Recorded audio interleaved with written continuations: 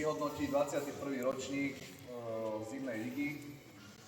Myslím si, že tento rok tá súťaž bola veľmi vyrovnaná aj tým, že sme zodvihli na tých 8 registrovaných, aspoň vidno tú kvalitu, že keď každý príde s tými 8 registrovanými, že tá súťaž je omnoho vyrovnaná a proste myslím, že táto súťaž tento rok nemala favorita a dokázalo to aj tento posledný zápas, kde vlastne hral, dá sa povedať, prvý s nejakým 7. a 7 vyhral, takže je to šport. Osobne som prekvapený, že to tak dopadlo, ale tak je to šport, čiže som rád, že nemusím riešiť to, že sa niekto s niekým dohadoval. Pre mňa veľké sklamanie sú chlapci z Starfaxu, ktorí pre mňa ako tým boli na začiatku ročníka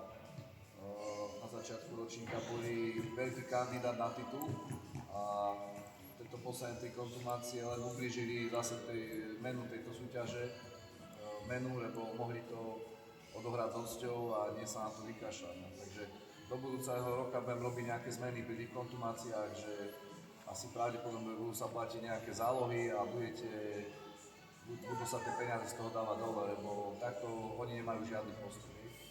Chcel by som vyhodnotiť tento 21. ročník. Pre mňa chalani z Kolomky boli od začiatku veľkým prekvapením, lebo myslím si, že od začiatku chceli súťaž hrať pre zábavu. Potom začali chodiť výsledky, doplňali dobrý káder a bohužiaľ posledným zápasom im to ušlo, ale je to šport, určite ich to všetkých mrzí, no ale tak za celú túto zimnú ligu, tak či tak, myslím si, že je to pre nich úspech, takže 3. miesto partia Kolomka.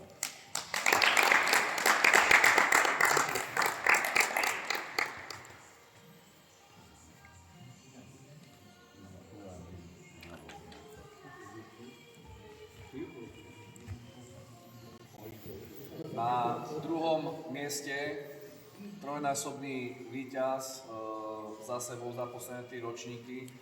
Myslím si, že Juraj sa vyšiel s tým, že budú tretí. Myslím, že v tej sezóne mali také výkony, že aj pridali, aj ubrali a proste, ale vyťahli to z toho ich miesta až na krásne 2. miesto. Gratulujem.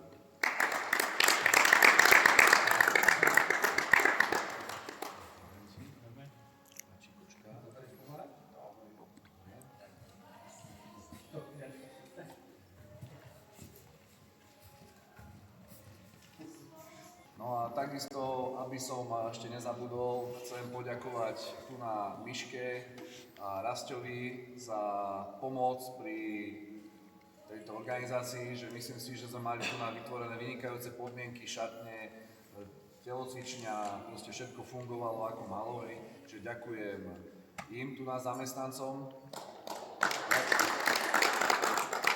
Ďakujem tu na MTV, Milan, Trebula, TV, YouTube, ktorý nám tu chodil pravidelne a robil nám tie videá, že proste každý ste si mohli pozrieť zápas, ostrý.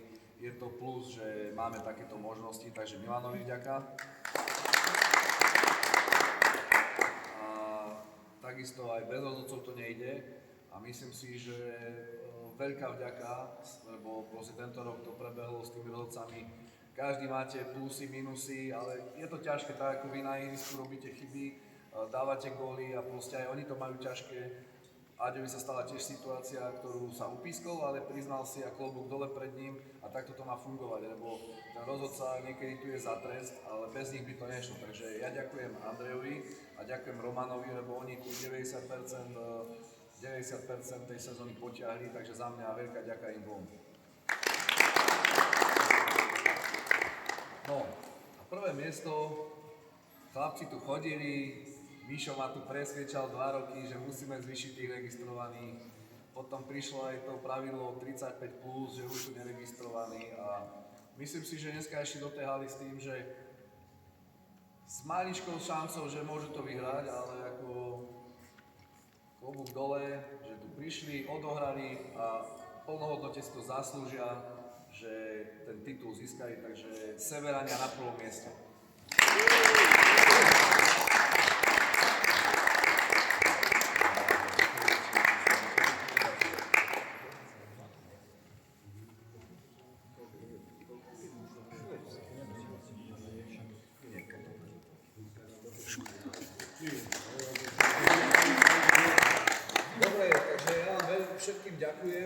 tento ročník. Dúfam, že ste boli spokojní a ako hovorím, kvalitu to malo. Je to plus aj pre tie naše superligové týmy, ktoré chodia hrávať túto súťaž, že môžu byť pokope a že tam tá kvalita je a každým rokom tá súťaž stúpa, takže všetkým vám ďakujem a vidíme sa o rok.